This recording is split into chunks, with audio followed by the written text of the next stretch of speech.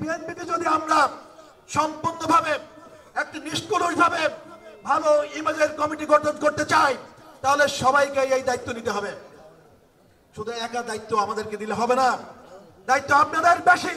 আপনারা যে কমিটি করবেন সেই কমিটি হবে স্থায়ী, সেই কমিটি হবে পার্মানেন্ট, সেই কমিটি ভবিষ্যতে আপনাদেরকে নেতৃত্ব দেবে। আরেকটা দিকে আমি দৃষ্টি দিতে চাই।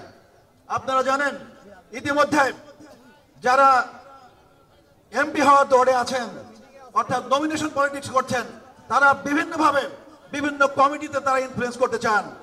আমি আপনাদের প্রতি সবিনয়ে অনুরোধ করতে চাই, নমিনেশন পলিটিক্স এবং সাংগঠনিক রাজনীতি আপনারা একসাথে করে দয়া করে দেখবেন না। আমাদেরকে দল পুনর্গঠন করতে দিন। দেশনেত্রী বেগম খালেদা জিয়া, দেশনাথ জনাব তারেক রহমান যাকে ধানের শীষ দেবে তাদের অধীনে আমরা নির্বাচন করবো, তাদেরকে আমরা এবারে বিজয় করবো ইনশাআল্লাহ। সংগ্রামী বন্ধুগণ, ইতিমধ্যেই এই দৌলতপুর থেকে খোকসা পর্যন্ত 11টা ইউনিটের আমরা 17টা কমিটি দিয়েছি। এখনো যারা আমাদের প্রতি আস্থা পান না, ওই সমস্ত কমিটির প্রতি আপনারা দেখেন তাদেরকে আমরা দায়িত্ব দিয়েছি। ওই সমস্ত কমিটির প্রতি আপনারা দেখেন কিভাবে আমরা সমন্বয় করেছি। ওই সমস্ত কমিটির মধ্যে দেখেন যারা অতীতে ছিল এবং যারা আসবে সবাইকে নিয়ে সমন্বয় করে আমরা কমিটি উপহার দিয়েছি। তারপরেও অনেকেই হয়তো সমালোচনা করছেন। যারা সমালোচনা করছেন আমি তাদের প্রতি আহ্বান করতে চাই, আপনারা মনে মনে একটা কমিটি সাজান, সাজায় আপনারা দেখেন, এরপরে আপনারা প্রকাশ করেন, তারপর দেখেন সমালোচনা হয় কি না হয়। আমরা মানুষ, আমরা ফেরেশতা না, আমরা আল্লাহর নবীও না।